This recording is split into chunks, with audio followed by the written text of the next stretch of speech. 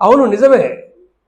DGP Shivadhar Reddy గారు నిన్నటి ప్రకటన లోపట గంభీరంగా ఉంది. అది అంటే మావోయిస్టు పార్టీకి తీవ్రమైనగా ఒక హెచ్చరిక లాగానే అది ఉందని చెప్పవచ్చు. అది వాస్తవంగా ఇలాంటి ప్రకటన గతంలో కూడా ఒకసారి ఇచ్చిండు, కానీ దీనంత తీవ్రంగా లేదు అది.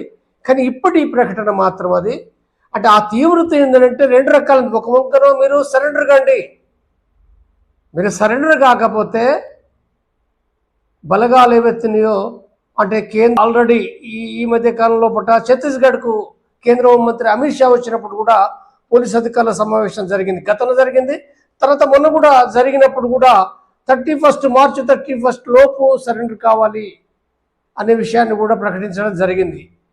కాబట్టి ఈ నేపథ్యంలో పట్ట అంటే ఎక్కడైతే మావోయిస్టు పార్టీకి సంబంధించిన ఎఫెక్ట్ ఉన్నదో అంటే అక్కడ అధికారులతో కూడా మాట్లాడి తప్పనిసరిగా వీలైనంత త్వరగా దీన్ని ఈ కార్యక్రమాన్ని ముగించాలనే విషయాన్ని కూడా మాట్లాడడం జరిగింది.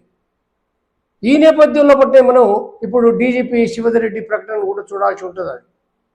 అంటే స్పష్టంగా అంటే ఇక్కడ ఆ మాట చెప్తుండు, సరెండర్ కండి లేకపోతే చనిపోతారు అనే ఎన్కౌంటర్లు అయితే అనే విషయం చెప్పడము ఏదైతుందో కొమ్మింగ్ జరుగుతుంది అనే దాన్ని కూడా ఏంటంటే సీరియస్గా ప్రకటించడం జరిగింది.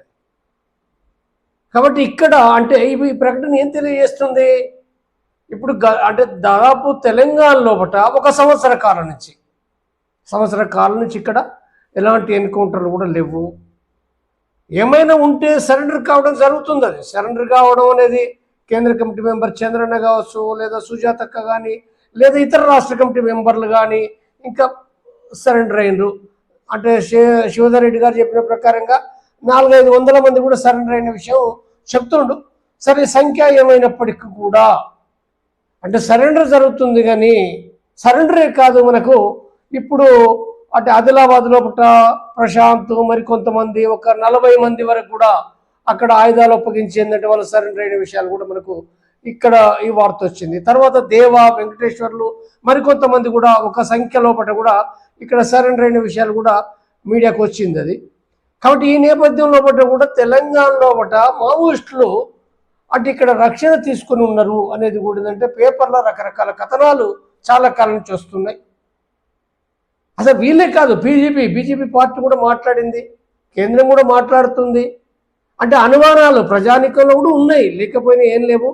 బహుశా అంటే ఇప్పుడు తెలంగాణ సెక్రటరీ దామోదర్ అంటే జగన్ అలియా జగన్ కానీ, లేదా మరికొంతమంది ఇప్పుడు సీసీ మెంబర్లు కూడా ఇప్పుడు సీసీ మెంబర్లు అంటే ఆ పార్టీకి సంబంధించిన ఒక ముఖ్య నాయకుడు అంటే దేవ్జీ కానీ, లేకపోతే మల్లా రాజురెడ్డి కానీ, లేదా గణపతి కానీ, ఈ ఇద్దరు లేదా ముగ్గురు కూడా ఏంటంటే తెలంగాణలో ఉండవచ్చు అని కూడా ఆ పేపర్లో అనేక కథనాలు కూడా వస్తున్నాయి. లేదా సాగరు తర్వాత సంతోష్ వాళ్ళు జార్ఖండ్లో ఉండొచ్చు అని కూడా రాస్తున్న పేపర్లు. సరే, వాళ్ళు లోపల ఉన్నారా బయట ఉన్నారా ఎక్కడ ఉన్నారా మనకు తెలియదు. కానీ అంటే ఒక డౌట్ అయితే మాత్రం తెలంగాణలో ఉన్నదనేది ఒకటి వస్తుంది, తెలంగాణలో కొన్ని బలగాలు అనేది వస్తుంది. కాబట్టి ఇప్పుడు మరి ఇప్పటి వరకు తెలంగాణలో ఎన్కౌంటర్ జరగలేదు. కాబట్టి ఇప్పుడు డీజీపీ స్వయంగా మాట్లాడుతుందంటే దాని అర్థం ఏంటిది అంటే ఇక్కడ తెలంగాణ ప్రభుత్వం పైన కూడా ఒత్తిడి ఉన్నది, కేంద్రం నుంచి ఒత్తిడి ఉన్నది.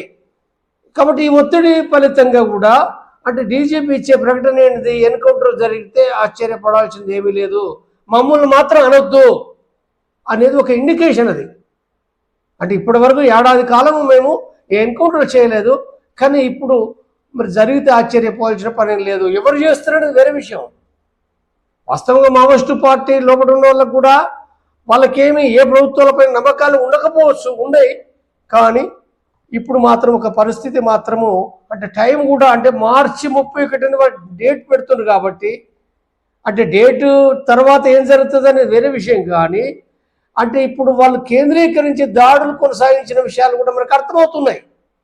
ఇప్పుడు ఎన్కౌంటర్లు ఇప్పుడు మనకు లాస్ట్ ఎన్కౌంటర్ ఎప్పుడైంది అంటే స్వామి అంటే అలియాస్ ప్రభాకర్ లోకేష్ చందరు అనేది ఉందో అంటే నిజామాబాదు పట్కల స్వామి అనేది ఎవరు అంటున్నారో అక్కడ గడిచిరుల్లో పుట్ట స్వామితో పాటుగా మరికొంతమంది చనిపోయినారు. దానికంటే ముందు ఒకరోజు ముందు ఉత్తమ్ సింగ్ కూడా అదే బీజాపూర్లో పుట్ట బీజాపూర్ జిల్లాలో పుట్ట కూడా ఎన్కౌంటర్ గురై చనిపోయిండు. దాని తర్వాత ఇప్పటికీ ఒక 15 రోజులుగా వస్తుంది. 15 రోజులు కావస్తుంది. ఈ మధ్య కాలంలో కూడా మళ్ళీ ఎక్కడ ఎన్కౌంటర్ వినబడలే. అంటే ఇప్పుడు ఛత్తీస్గఢ్లో కూడా దాదాపు అక్కడ లేరు. మరి ఉంటే ఇప్పుడు తెలంగాణలో ఉండఅనేది ఒకటి వస్తుంది కాబట్టి, అంటే ఎన్కౌంటర్ అయ్యే అవకాశం మాత్రం ఇక్కడ కనబడుతుంది కాబట్టి మావోయిస్టు పార్టీ ఈ పరిస్థితి మరి ఆలోచించుకోవడం అనేది ఉందో వాళ్ళు, అంటే బహుశా ఆలోచిస్తారు వాళ్ళు. కాబట్టి ఆలోచించడం అంటే ఇప్పుడు వాళ్ళు కానీ లేదా బయట సాయుధ పోరాట అభిమానులు ఎవరైతే కొంతమంది ఉన్నారో, అంటే సాయుధ పోరాటం ఉండాలని కోరుకునే వాళ్ళు బహుశా చనిపోయినప్పటికీ కూడా అట్లనే ఉండాలి, చనిపోతారు తెలుసు వాళ్ళకు, కానీ అయినప్పటికీ అట్లనే ఉండాలని కోరుకోవచ్చు. కానీ సమాజంలో మాత్రం చాలా ఎక్కువ మంది ఇది సరైనది కాదు, అది సరే ప్రభుత్వం చర్చలు చేయలేదు, ప్రభుత్వాన్ని విమర్శిస్తున్నారు చర్చ చేయకపోవడాన్ని.